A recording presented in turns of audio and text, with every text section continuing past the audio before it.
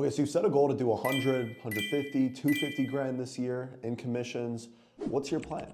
Most people will just say they're gonna work harder, gonna do a bunch more dials. The thing is, you can only do so many dials in a given day. What you need to do is learn how to close more people doing less work. Look, I've trained hundreds of salespeople. Learning and mastering these 6 questions are gonna be the key to you crushing sales in 2024. As I go through these questions, don't just focus on what I'm saying, but really focus on how I'm saying it, okay? These questions, if you ask them correctly, they're gonna tap into a lot of the psychological elements in your prospect's brain, and it's gonna influence them to move, all right? So let's get into it. Question number 1. So this question was actually taught to me by a certified black belt in sales. His name is Ty Lopez. You might have heard of him. Whatever you say about Ty, he's closed hundreds of millions of dollars in deals. He has sat across the table, across from sharks, across from moguls. And when he was listening to one of my calls, this is the question that he told me to ask. Start out your call with this. So why don't you give me some background on you and what you were hoping to gain from this call, and I'll see if I can help. This is the first question you're going to ask on your call.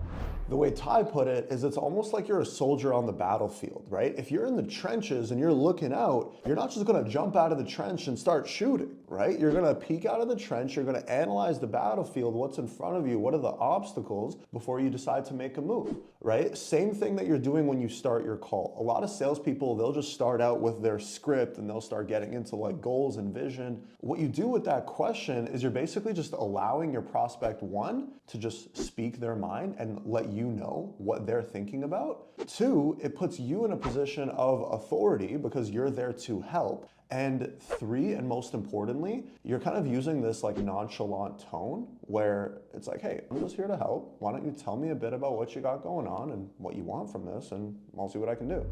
Question number 2, how's that been on you? Okay, so as you're going through your discovery phase, whatever it is that you're selling, you're looking for pain points early in the call, right? What's gonna happen is your prospect is always gonna give you a surface level pain point first. But the thing is, the surface level stuff isn't what's gonna get you to 250 grand a year in commissions. You gotta dig deeper. You gotta find the juicy pain points. That's where that question comes in. So let's just say, for example, your prospect says, hey, it's been really tough these past 6 months because we've been struggling with our paid advertising and we need a solution to increase profits. Wow, and you said that's been really tough. How's that been on you personally? People buy because of emotion, not because of logic. Use that question to tap into those deeper emotions. So question number 3, all right, when did you realize that you needed to make this change? Or what was the moment when you realized that you need to make this change? Okay, you're asking this question right after you figured out your prospect's vision, right? So sales 101, sales is a gap. This is where your prospect is, this is where they want to be, and this is the gap, right? You as an expert salesperson, you're going to help them bridge that gap. You want to figure out how long have they been thinking of bridging that gap? How long has that been a problem for them, right? And most importantly, how long have they been feeling the emotions that they've been feeling, okay? Time, what it does is it amplifies emotion, and what that does is it creates urgency. Get your prospect to realize, wow, I haven't done shit about this problem and I've been going through these pains for the past year. I need to move. Okay, that's the internal force that's going to get them to close on the first call. Question number 4, you're going to ask your prospect, hey, so what happens if you don't make this change? Okay, this is a consequential based question. You want your prospect to think about the consequences of not taking action, right? The thing is, I mean, have you ever had a friend who says, yeah, I'm going to get in shape, I'm going to take my diet seriously. They know the benefits of it and they know how important it is, but they don't take action.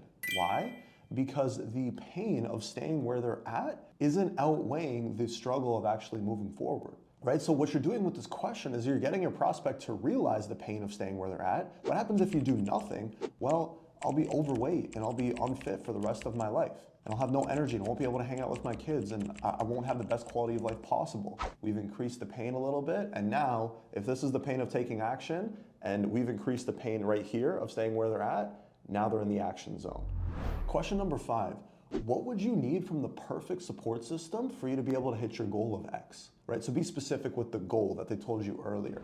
Okay, what this is self-solution selling. Okay, what you're doing is you're getting your prospect to essentially sell themselves, right? Before this, you've established the gap. You know exactly, where they're trying to go and their problems and their challenges. Now you're going to ask them, hey, what exactly would you need for you to get to your goals? Okay, this is going to prevent the value objection. This is going to prevent, I'm not really interested. This is going to prevent all of that. And it's going to give you ammunition so that when you're presenting your program, you can actually tailor what you're selling to your prospect's specific needs and exactly what they say here. Question number 6. Okay, you're going to say this right after you finish presenting what you're selling and after you've given your prospect the price. Most salespeople, they just give their prospect the price and then they just justify it and they keep talking, or they'll just say nothing and they'll just be awkward and they'll be like, hey, so would you like to move forward? Where should we go from here? Right? And it just comes across as unconfident. What I train my team is to assume the sale. You're gonna ask your prospect this: any questions for me before we go ahead and get you started? Either one of two things are gonna happen. Your prospect's either gonna say, nope, no questions, I'm ready to rock and roll, or they're gonna give you their real objection. They're just gonna cut through all the bullshit, tell you what's actually on their mind, and now you can get into solving their objection and closing the deal. Guys, these questions have made me hundreds of thousands of dollars in commissions. Like, these are the main questions that I ask on my sales calls and that I train my closers to ask on their sales calls. The key though, it's not just about writing them down and memorizing them, but it's understanding what they do, it's understanding the timing of when to actually use it on your calls, and most importantly, it's about understanding the tonality, right? A lot of these questions, you're diving deep into pains and problems, and you're getting your prospect to get a little bit more personal with you, right? You have to ask them with a certain kind of tone that's gonna match your prospect, and if you can do that, you're gonna crush it in 2024. And by the way, if you feel like your current sales script turns you into a zombie and like you just have to read scripted questions back to back and it just doesn't feel natural, I made an hour-long video that breaks down our exact sales scripts that's generated multiple 8 figures in high-ticket sales. We have closers using this script who are running at a 50 to 60% close rate. The PDF's also attached in the video, so I'd highly recommend you go check that thing out, and I'll see you on the next one.